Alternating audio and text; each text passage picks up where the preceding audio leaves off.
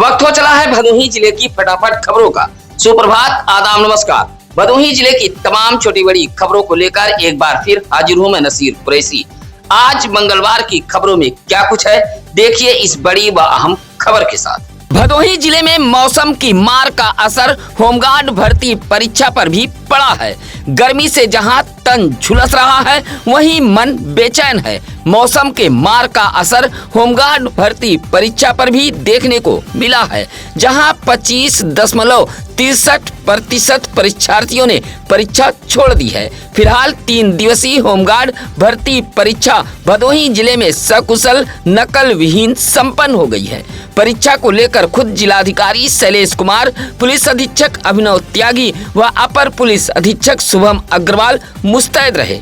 भदोही जिले के कुल 6 केंद्रों पर कड़ी सुरक्षा के बीच रेटिना स्कैनिंग और बायोमेट्रिक के बाद परीक्षार्थियों को एंट्री दी जा रही थी। 3 दिवसीय होमगार्ड भर्ती परीक्षा में 14,976 को परीक्षा देनी थी, लेकिन परीक्षा देने 11,138 परीक्षार्थी पहुंचे थे, जबकि 3,838 ने परीक्षा छोड़ दी है। यानी भीषण गर्मी का असर परीक्षा पर देखने को मिला है। भदोही जिले में लगभग 25% परीक्षार्थियों ने परीक्षा छोड़ दी है। अवैध मिट्टी खनन पर भदोही जिला प्रशासन ने शिकंजा कसना शुरू कर दिया है। ARTO राम सिंह व जिला खनन अधिकारी PS रामबरन ने संयुक्त रूप से बड़ी कार्रवाई करते हुए एक JCB समेत 7 ट्रैक्टर ट्राली को सीज किया है। कार्रवाई से अवैध मिट्टी खनन कारोबारियों में हड़कंप मचा है। ARTO राम सिंह ने बताया कि सूचना मिल रही थी कि चौरी के अनेकपुर में अवैध मिट्टी का खनन किया जा रहा है। इसी तरह भदोही जिले के सीमा बॉर्डर धौरारा इलाके में भी अवैध मिट्टी खनन की जानकारी मिल रही थी। दोनों स्थानों पर छापेमारी की गई, जहां चौरी के अनेकपुर में एक JCB व 2 ट्रैक्टर को दबोचा गया। इसी तरह धौरारा इलाके में अवैध मिट्टी खनन में लगे 5 ट्रैक्टरों को पकड़ा गया है। यह सभी रामपुर इलाके से मिट्टी लेकर भदोही के धौरारा की तरफ आ रहे थे। अवैध मिट्टी खनन में लगे JCB व ट्रैक्टरों को सीज कर इंदिरा मिल कारपेट पुलिस चौकी को सुपुर्द कर दिया गया है। आर्थिक संकट का हवाला देते हुए भदोही जिले के मौसम इकाई केंद्र को बंद कर दिया गया है। औराई के बिजवा इलाके में मौजूद ग्रामीण कृषि मौसम सेवा केंद्र के बंद होने से अब भदोही जिले के मौसम का सटीक हाल नहीं मिल पा रहा है। भारत के मौसम विज्ञान विभाग व कृषि मंत्रालय के संयुक्त समन्वय से चलने वाले भदोही कृषि मौसम इकाई केंद्र को बंद कर दिया गया है। सूत्रों की माने तो आर्थिक संकट का हवाला देते हुए कार्यालय पर ताला लगा दिया गया है। कृषि मौसम इकाई केंद्र से भदोही जिले के किसानों को मौसम की सटीक जानकारी मिल जाती थी, जिससे जिले का किसान मौसम को लेकर आगाह हो जाता था, लेकिन अब मौसम केंद्र पर ताला लग गया है। इलाहाबाद हाईकोर्ट से भाजपा के सभासदों को धक्का लगा है। फिलहाल हाईकोर्ट ने नगर पालिका परिषद भदोही में जांच का आदेश देने से इनकार कर दिया है। इस आदेश से जहां भाजपा के तीनों सभासदों को मुंह की खानी पड़ी है, वहीं चेयरमैन नरगिस जहां को बड़ी राहत मिली है। सूत्रों के मुताबिक नगर पालिका परिषद के भारतीय जनता पार्टी से सभासद अजय दुबे, अरविंद मौर्य व पिंकी राकेश गुप्ता ने नगर पालिका परिषद भदोही की चेयरमैन व अधिशासी अधिकारी पर वित्तीय अनियमितता, भ्रष्टाचार सहित कई बिंदुओं पर आरोप लगाते हुए माननीय उच्च न्यायालय का दरवाजा खटखटाया था और जांच कराए जाने की गुहार लगाई थी, लेकिन तीनों भाजपा सभासदों की इस अर्जी को माननीय उच्च न्यायालय ने यह कहते हुए खारिज कर दिया है कि भदोही जिले के स्थानीय अधिकारियों द्वारा जांच पूरी कर ली गई है। अब दोबारा जांच का आदेश देना उचित नहीं है। दोनों तरफ के वकीलों की जोरदार पैरवी व बहस दलील के बाद माननीय उच्च न्यायालय ने भाजपा सभासदों के अपील को खारिज करते हुए नगर पालिका परिषद भदोही को बड़ी राहत दी है। गोपीगंज के ज्ञानपुर रोड पर बारातियों से भरी एक कार सड़क किनारे खड़ी ट्रक में जा भिड़ी। हादसा होते ही अफरा तफरी फैल गई थी। कार में 2 महिलाएं, चालक समेत कुल 4 लोग सवार थे। ज्ञानपुर के जुरई से एक ब्राह्मण परिवार की बारात गोपीगंज के बिरासपुर जा रही थी। गोपीगंज के ज्ञानपुर रोड पर जैसे ही कार पहुंची तभी यह हादसा हो गया। खड़ी ट्रक में घुसी कार का अगला हिस्सा जहां क्षतिग्रस्त हो गया है, वहीं सवार सभी बाल बाल बच गए हैं। सड़क किनारे खड़ी ट्रक को लेकर बाराती हंगामा करने लगे थे। सूचना पर पहुंची गोपीगंज पुलिस ने ट्रक को कब्जे में ले लिया था। यह हादसा सोमवार की रात का बताया गया है। बच्चों के जान के साथ खिलवाड़ करने वाले स्कूली वाहनों पर भदोही जिला प्रशासन का हंटर चलने लगा है। अभिभावकों से भारी भरकम किराया वसूल कर भी बच्चों के जिंदगी के साथ खिलवाड़ किया जा रहा था। जिलाधिकारी शैलेश कुमार के निर्देश पर सहायक संभागीय परिवहन अधिकारी राम सिंह ने ऐसे स्कूली वाहनों के खिलाफ कार्रवाई तेज कर दी है, जो मानक को दरकिनार कर सड़कों पर सरपट दौड़ाए जा रहे थे। सहायक संभागीय परिवहन अधिकारी राम सिंह ने बताया कि चलाए गए एक विशेष अभियान के तहत 12 स्कूली वाहनों का जहां चालान किया गया है, वहीं 3 वाहनों को सीज किया गया है, जिसमें डोन्यू public school, Kashiraj public school, KG memorial school, BPMG school व पीस कॉटेज स्कूल सहित अन्य स्कूलों की बसें भी शामिल हैं। इन स्कूली वाहनों में वैध परमिट का अभाव, बीमा, प्रदूषण प्रमाण पत्र की कमी समेत कई स्कूल वाहन शामिल थे, जो पूरी तरह कंडम हो गए थे। लेकिन बच्चों की जान जोखिम में डालकर ऐसे वाहनों से उन्हें ढोया जा रहा था। ज्ञानपुर नगर पंचायत के सार्वजनिक स्थानों पर लगे अधिकतर वाटर कूलर गर्म पानी उगल रहे हैं, जिससे इस भीषण गर्मी में राहगीरों की प्यास नहीं बुझ पा रही है। वाटर कूलर से निकल रहे गर्म पानी को लेकर लोगों में नगर पंचायत ज्ञानपुर के प्रति काफी आक्रोश देखा जा रहा है। राकेश कुमार नामक राहगीर ने बताया कि दुर्गागंज तिरमुहानी पर लगे वाटर कूलर पर वह अपनी प्यास बुझाने पहुंचा तो गर्म पानी निकलने लगा। बोतल बंद पानी खरीदकर राहगीर ने अपनी प्यास बुझाई थी और नगर पंचायत को कोसता हुआ चला गया।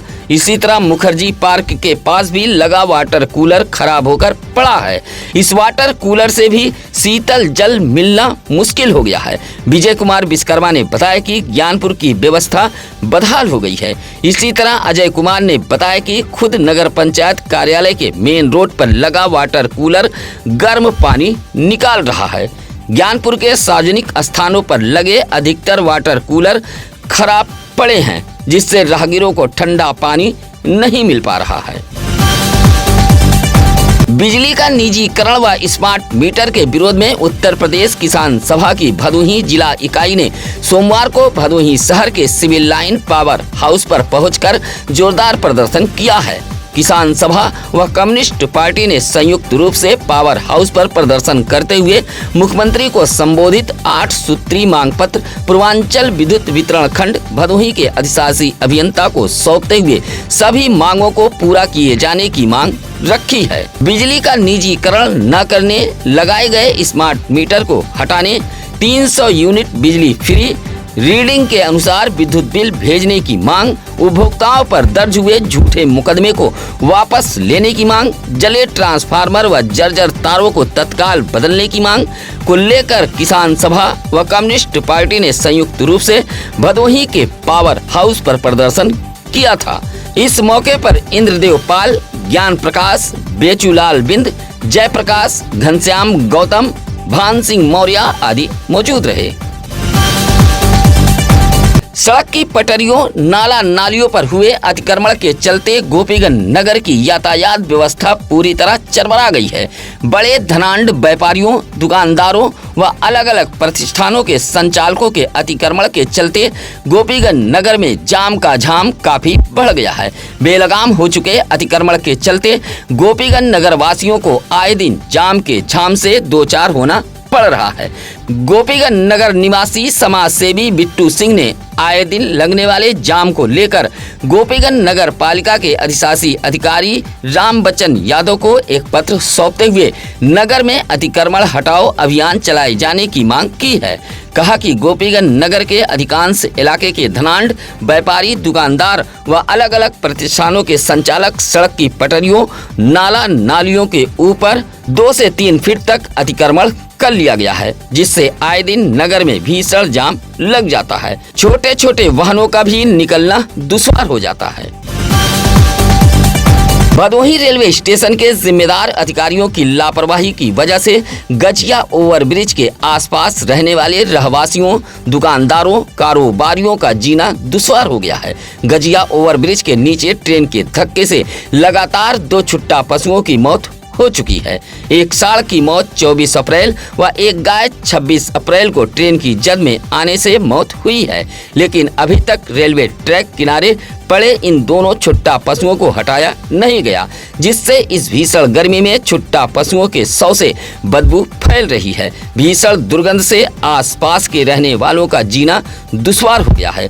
गजिया रेलवे फाटक के आसपास रहने वाले मोहम्मद, बिलाल, राजू, सालू जैसे लोगों ने ट्रेन के धक्के से मरी पशुओं को हटाए जाने की मांग की है। सुरियामा के जोधापुर निवासी वफाती की पत्नी शहीदुल ने जिलाधिकारी कार्यालय को एक शिकायती पत्र सौंपते हुए कहा कि उनके भूमधरी जमीन पर कुछ लोग जबरन कब्जा कर रास्ता बना रहे हैं। शहीदुल ने दिए गए शिकायती पत्र में कहा कि वह काफी समय से अपनी भूमधरी जमीन पर शौचालय, टंकी, हैंडपंप, सोख्ता, बाउंड्री वाल बनाकर काबिज आबाद है, लेकिन गांव के ही श्रीराम यादव, रामू आदि लोग भूमधरी जमीन पर कब्जा कर रास्ते का निर्माण करा रहे हैं। कहा कि गांव में ही चारागाह की भूमि मौजूद है, जिसमें रामाश्रय चौहान, सुरेश चौहान, रमेश चौहान, बबलू, कल्लू जैसे लोग कब्जा किए हुए हैं। दिए गए शिकायती पत्र में शहीदुल ने सीमांकन कराते हुए भूमधरी जमीन पर हुए कब्जे को मुक्त कराए जाने की जिलाधिकारी कार्यालय से गुहार लगाई है।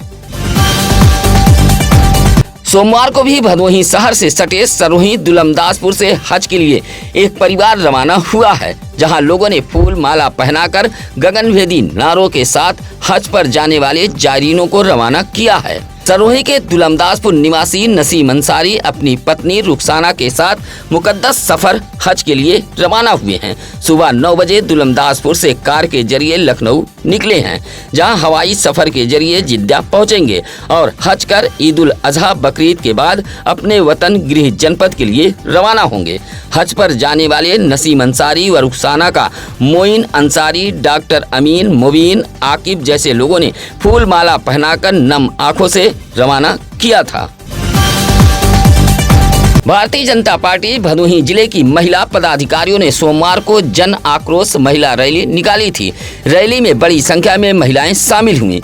इस रैली में खुद भदोही जिले के प्रभारी मंत्री AK शर्मा समेत भदोही सांसद डॉक्टर विनोद कुमार बिंद, जिला पंचायत अध्यक्ष अनिरुद्ध त्रिपाठी, औराई विधायक दीनानाथ भास्कर व भाजपा जिलाध्यक्ष दीपक मिश्रा भी पहुंचे थे, जहां संयुक्त रूप से झंडी दिखाकर जन आक्रोश महिला पदयात्रा रैली को रवाना किया गया था।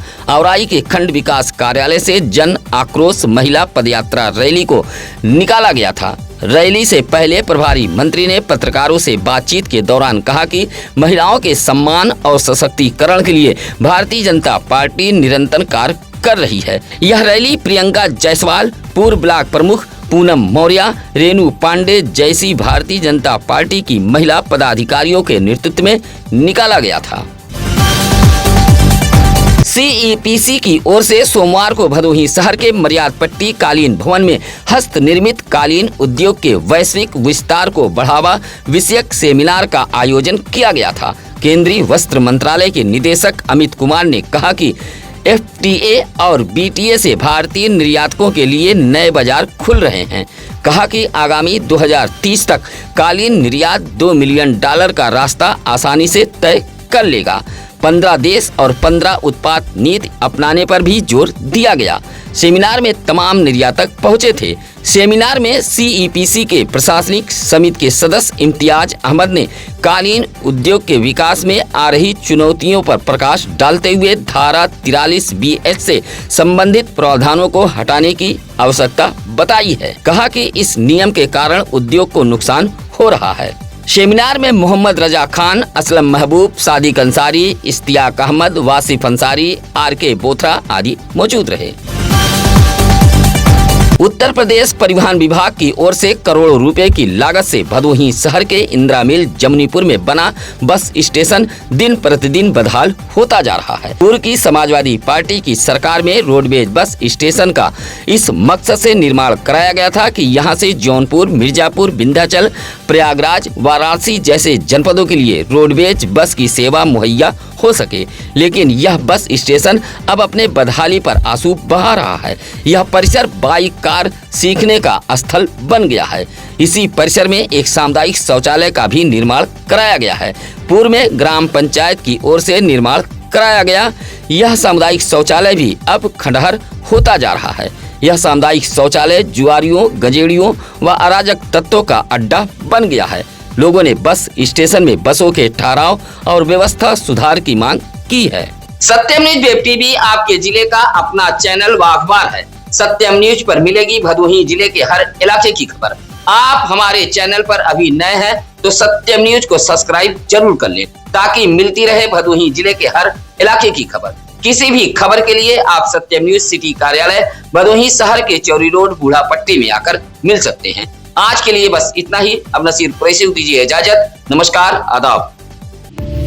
ताज़ा खबरों के लिए सत्यम न्यूज को सब्सक्राइब करें।